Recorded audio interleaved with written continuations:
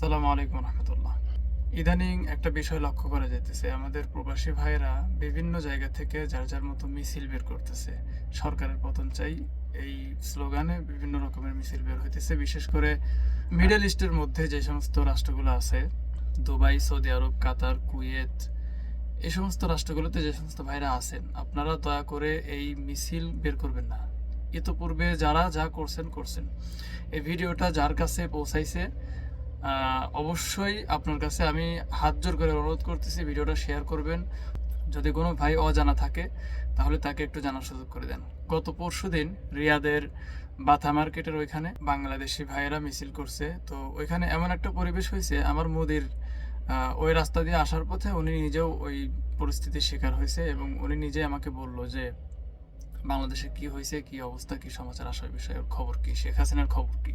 আমি এর আগে ওনাকে বলছিলাম, একদিন কথার ছলে বলছিলাম, পরে উনি বলল যে এই অবস্থা। তো প্রচুর পরিমাণে বাংলাদেশিরা ওখানে করতেছে, আর পুলিশেও অনেককে অ্যারেস্ট করছে, সরাসরি জেলে ঢুকাই দিছে। মানে নিয়ে গেলেই জেলে ঢুকাই দেবে, এতে কোনো ভুল নাই। ঠিক আছে।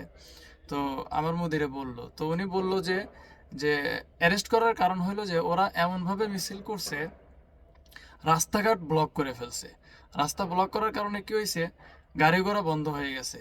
স্বয়ং সৌদিরা পর্যন্ত মানে গাড়ি বন্ধ করে বসেছিল, এমন অবস্থা। পরে সাথে সাথে পুলিশ আইছে, কয়েক গাড়ি পুলিশ আইছে। পুলিশ এসে যাকে যেমনি পাইছে ধরে নিয়ে চলে গেছে। তো এখন যাকে পুলিশে ধরে নিছে তাকে কিন্তু আর ছাড়বে না, তাকে জেলে ঢুকাবে। জেলে ঢুকানোর পরে সরাসরি এক্সিট মেরে দিবে এবং দেশে পাঠিয়ে দিবে। হয়তো বা পরিস্থিতি স্বাভাবিক হইলে দেশে পাঠিয়ে দিবে। তো এখন এই বাংলাদেশের আন্দোলনকে কেন্দ্র করে আপনি প্রবাসী থেকে যদি আপনি অ্যারেস্ট হন, আপনাকে ইনকামের রাস্তা বন্ধ হয়ে যায় আপনার, তাহলে ভাই এর দায়ভার আপনাকে কে নেবে? এই দায়ভার তো আর আপনি শেখ হাসিনাকে দিতে পারবেন না, কোনোভাবেই না। ঠিক আছে। আমি অবশ্যই আন্দোলনের পক্ষে, কিন্তু যেটা আমাদের বাস্তবতা ভাই, যেটা আমাদের বাস্তবতা, এটা তো আমাদেরকে স্বীকার করতে হবে। আমরা প্রবাসী থেকে কিন্তু আমরা শেখ হাসিনার বিপক্ষে আমরা কিছুই করতে পারতেছি না। আমরা কাজ করতে পারবো মাত্র দুইটা। একটা হচ্ছে আহ, প্রবাস থেকে আমরা রেমিটেন্স পাঠাবো না, ব্যাংকের মাধ্যমে বৈধ পথে টাকা পাঠাবো না, একটা। আর দ্বিতীয় হচ্ছে আমরা শুধুমাত্র দোয়া করতে পারবো, আল্লাহ যেন শেখ হাসিনার পতন ঘটায় এবং আমাদের সাধারণ জনগণ এবং ছাত্র ভাইরা যারা আছে সবাই, আমাদের দেশটাকে, আমাদের রাষ্ট্রটা যেন মুক্ত হয়, স্বাধীন হয়। এই দোয়া করা এবং রেমিটেন্সের মাধ্যমে টাকা না পাঠানো, এই দুইটা কাজ ছাড়া আমাদের আর কোনো রাস্তা নাই, আমাদের সব রাস্তা বন্ধ। ঠিক আছে ভাই। তো এই জন্য আপনাদের হাতে পায়ে ধরে বলি ভাই, আপনারা কেউ আর রাস্তায় নামবেন না, যা করছেন করছেন।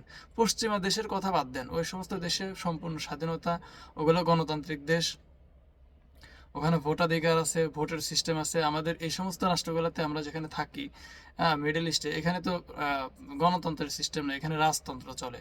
সুতরাং এখানে মিছিল মিটিং এইগুলা সম্পূর্ণভাবে নট এলাও। ঠিক আছে। এই জন্য ভাই আপনাদেরকে বলি, যারা জানেন তারা তো আলহামদুলিল্লাহ ভালো, যারা জানেন না অবশ্যই একটু এটা মাথায় রাখবেন এবং অন্য কাউকে একটু দেখার সুযোগ করে দেবেন। এই জন্য ভিডিওটা একটু শেয়ার করে জানাই দেন সবাইকে। ধন্যবাদ। সালামু আলাইকুম।